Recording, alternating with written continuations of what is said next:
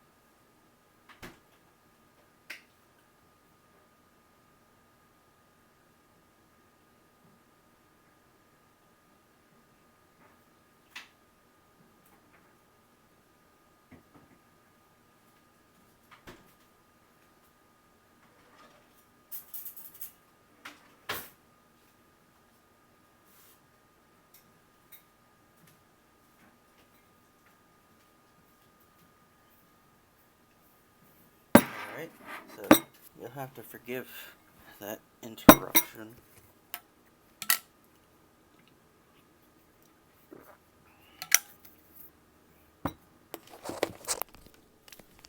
And now that I have food, the dogs are going to be a bit more beggy. Wicket down.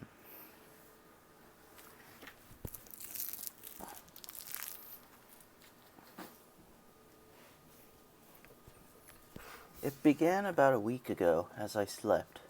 I was having the most bizarre nightmare I've ever had.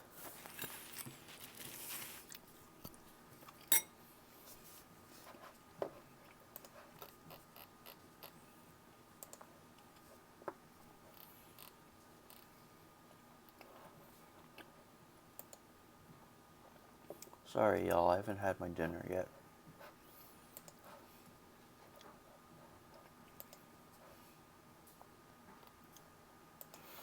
I was alone and surrounded by darkness.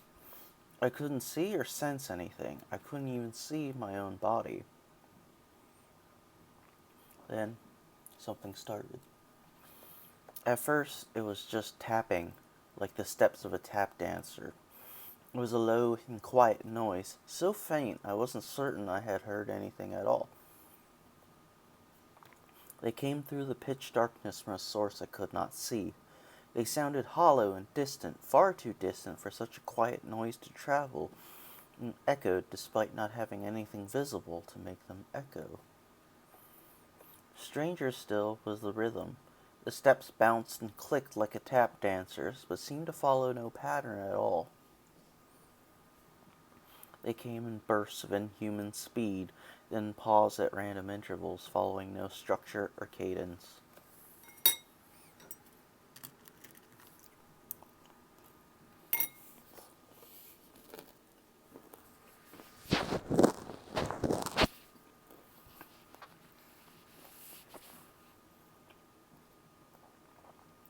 Every couple of paragraphs, I'll just stop to eat something.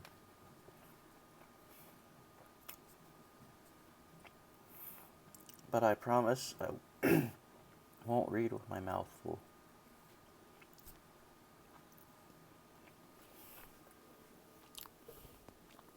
What, Wicket?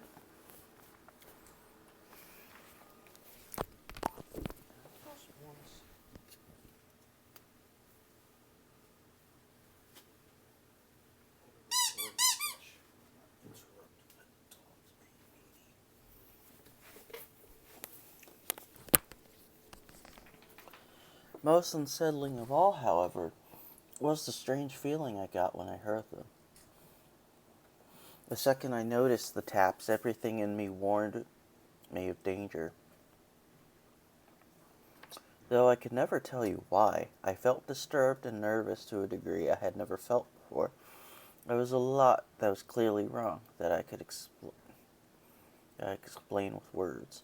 The irregularity of the rhythm, the inexplicable echo, the distant hollowness, the inhuman bursts of speed were all recognizably wrong. But there was something else that was far worse.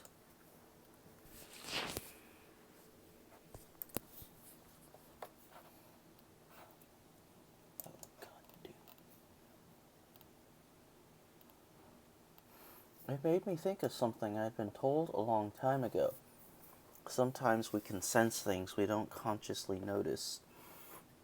If we walk into a room the moment before a fight, we will know, even if we don't know why. The subtle cues, glares, avoidance of eye contact, tightened fists, barely heard threats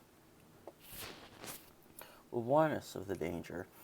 If a wild animal were following us, we may hear the noise of sticks breaking or its breath, and our mind would tell us to run without us knowing why. This, in the wild, was life or death. Most superstitions come from these ancient instincts. We know there's something wrong, but we don't know why. And there was something wrong with those steps.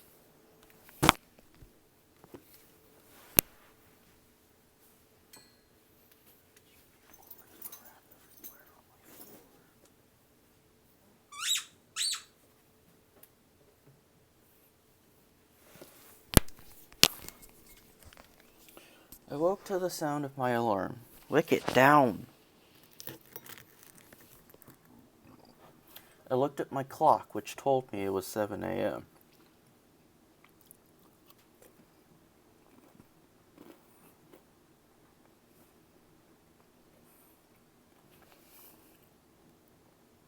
Oh, these gluten-free nuggets are surprisingly good. For a moment, I lay in my bed. What could have caused such an odd dream? The sounds in it were strange. I had never seen tap dancing before, and the rhythm was impossible for a human to maintain anyway. I looked around my room for something that may have caused it. My bed was normal, the same blue walls, single window, and bookshelf as before. Maybe something else in my apartment caused it, but I couldn't think of what. I had never had a dream like that before and didn't know why I had or why it stayed so firmly in my mind. I shrugged my shoulders. A dream was a dream and nothing more. I needed to get to work, and strange dreams wouldn't be an excuse for being late. I got up slowly, exhausted from a night broken by the unsettling nightmares. I checked myself in the mirror, and the signs of a rough night were clear. My eyes were bloodshot with dark circles underneath them, and my skin was haggard, hanging as if it were loosely attached to my bones. Nevertheless, I got dressed and headed to work. For the most part, my day was normal. I took the bus, paid the fare, and said hello to the bus driver. Side note, whoever wrote this down is not good at rendering homophones like bus fare and fares and like the state fair.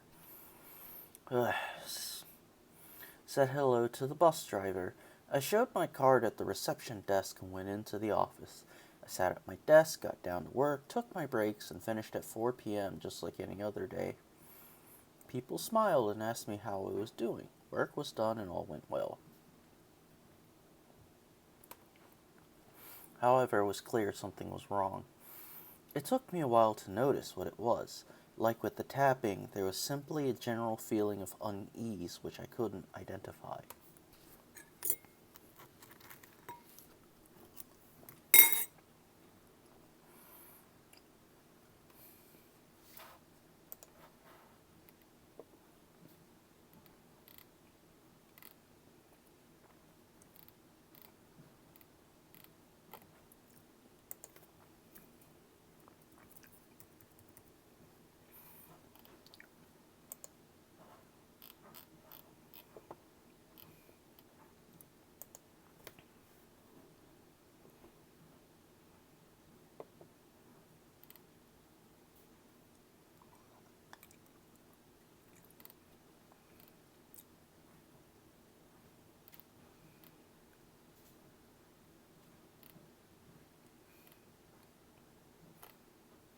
Cool.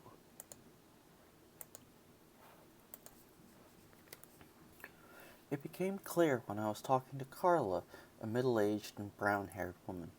We shared a cubicle, another misspelling, where we both worked at our computers. Another misspelling.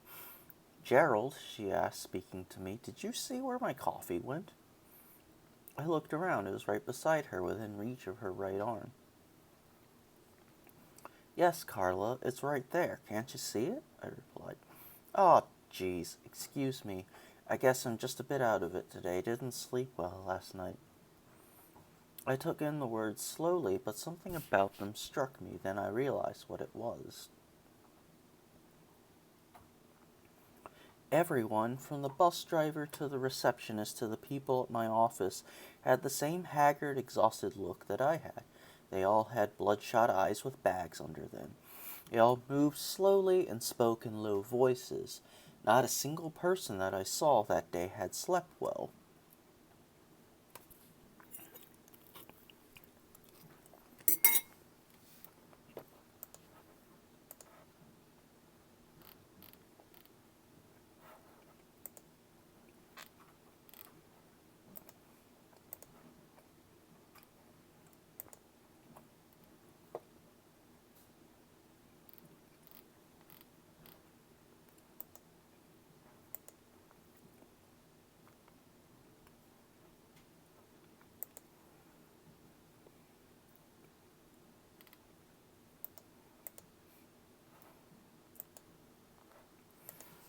I began to notice small changes in the way people behaved.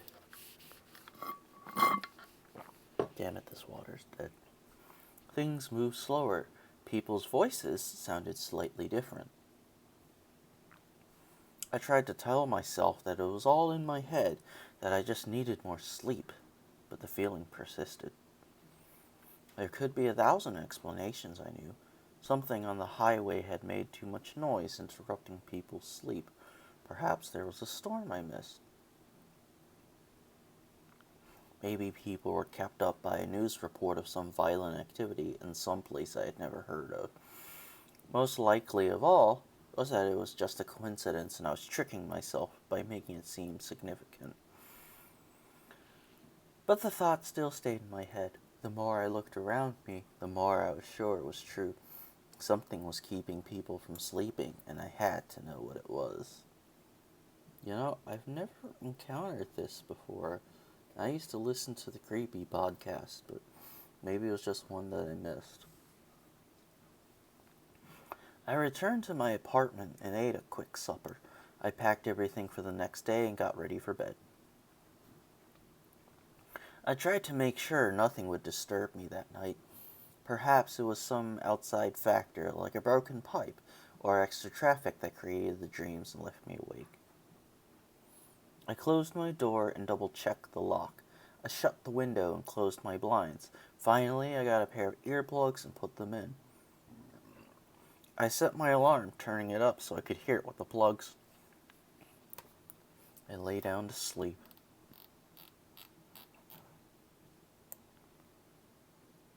Huh. Might have to do this in multiple parts. I didn't realize how long it was.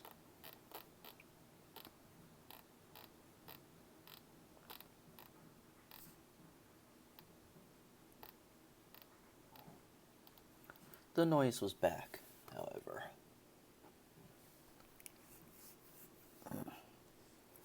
This time it was louder. Much louder.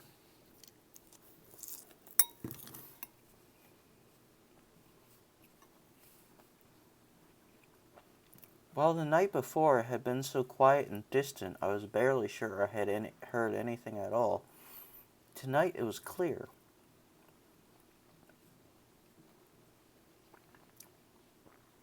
It was the same irregular rhythm, almost inhuman and impossible in its steps, with no music or beauty. The same echo and hollowness like something distant in a cave. I was still surrounded by pitch black. I had no idea what it was that was making the noise. However, each step sent chills down my spine, and came with the same sense of something utterly and inexplicably wrong. They were getting closer. Each step was slightly louder and sharper, as if the movement of the dance brought the dancer toward me with each step. And the feeling of unease grew and grew. Soon the dancer would be in focus, and I was sure I didn't want to see it.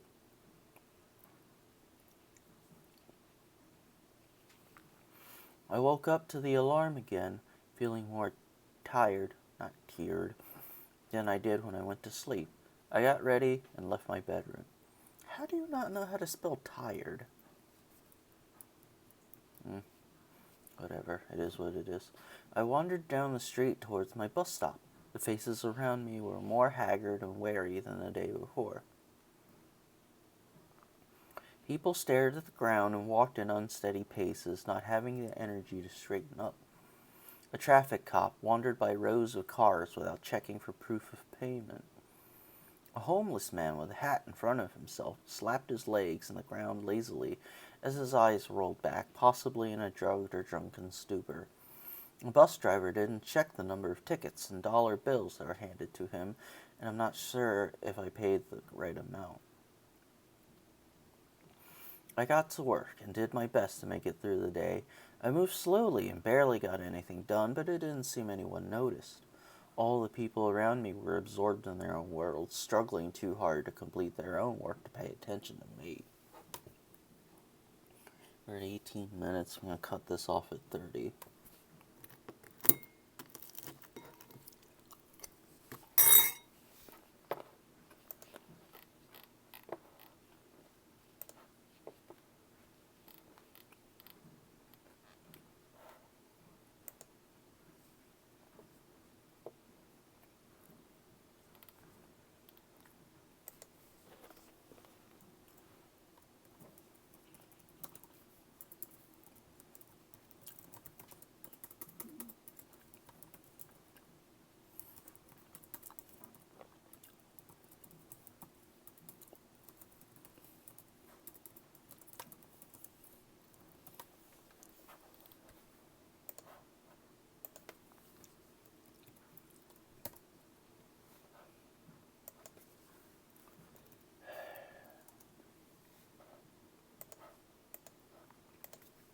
Carla and I forced some chat between ourselves.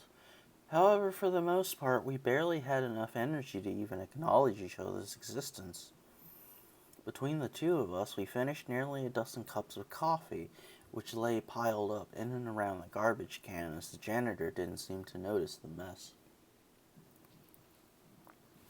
There was something else bothering me. If I had been more awake and aware, I may have been able to figure out what it was more easily. As it was, it stayed at the edge of my mind like a name on the tip of my tongue, or a few seconds of a song which was stuck in my head but I couldn't identify. I couldn't get it out of my mind, and I couldn't figure out what it was. Something about that morning had disturbed me greatly. I took the bus back and went through my nightly routine, still mulling over what it could be. I lay down, still thinking about it. I was at the edge of sleep when the idea hit me, bringing me fully awake and conscious for the first time in 2 days. My heart beat so loudly and quickly I could hear it in my ears, and my breathing came in great gasping pants. Instantly, sweat poured off my forehead and soaked my bed sheets. I knew exactly what was bothering me. It was the homeless man I had passed that morning, the one I thought was drunk. He'd been tapping the same rhythm I heard in my dreams.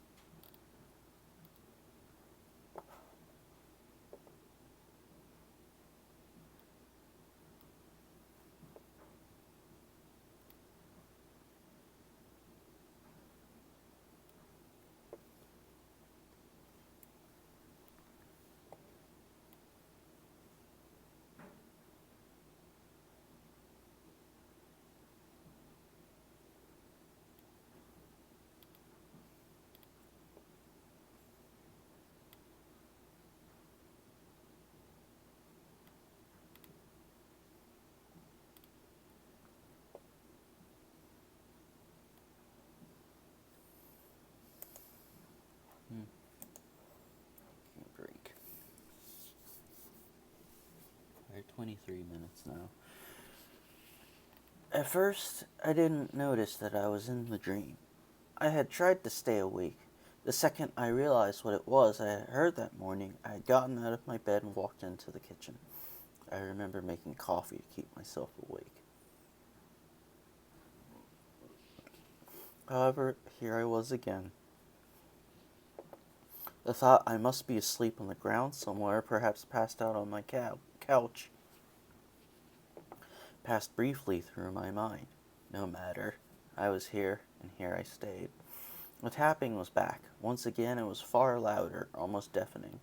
Something had changed. At first, it was just a light. That might not be the right word for it, however, because, like everything else in this dream, it didn't behave like it should. Everything around me was still pitch black. If the dream had allowed me to have a hand and I had held it in front of me, I wouldn't have seen it. However, what I could see was a tiny dot in front of me, seemingly coming over a horizon that was far closer than it should have been. There was just enough light to see it, and nothing else. I watched the dot in horrid fascination. It was clear to me that somehow it was the origin of the tapping noise. It gave me the same chills and sense of unease the sound had, but far stronger now that I could see it. It slowly grew and grew, becoming the shape of a head. As it moved towards me, it also came higher, clearing the horizon until its entire body was visible. It was at that point I realized that all my horror and feelings of something inexplicably wrong were justified. It took my mind a moment to comprehend what I saw. I almost wanted to laugh, break down, and fall into insanity rather than accept that this was in front of me. This thing broke all the laws of nature I'd lived with. It was something that, from what I knew, could not have existed in the same world I did. I had no idea what it was, but it wasn't human. It may have had the shape and outline of a human, but it wasn't. 5 more. If it had been human, it would have been a tall man with light brown hair and a face I couldn't see yet.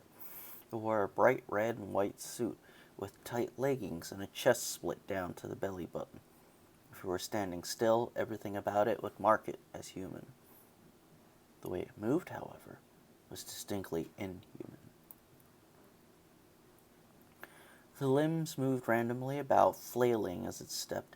They bent at odd angles, impossible for any living creature. The spine twisted and twirled into bizarre knots and shapes. The joints would bend all the way forward and continue on past the natural point, looping around in circles they shouldn't have been able to make. Then they would twist back in entirely the wrong direction. At times it would bend where no man had joints to bend, and twists occurring halfway up the forearm or on the shin.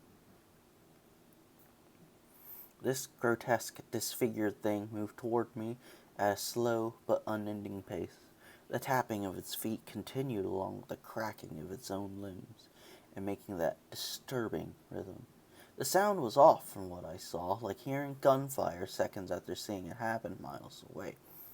Everything about what I saw was wrong. If I could have closed my eyes, I would have. And since there's a scene break, I think that's a good place to stop. So, until tomorrow, y'all.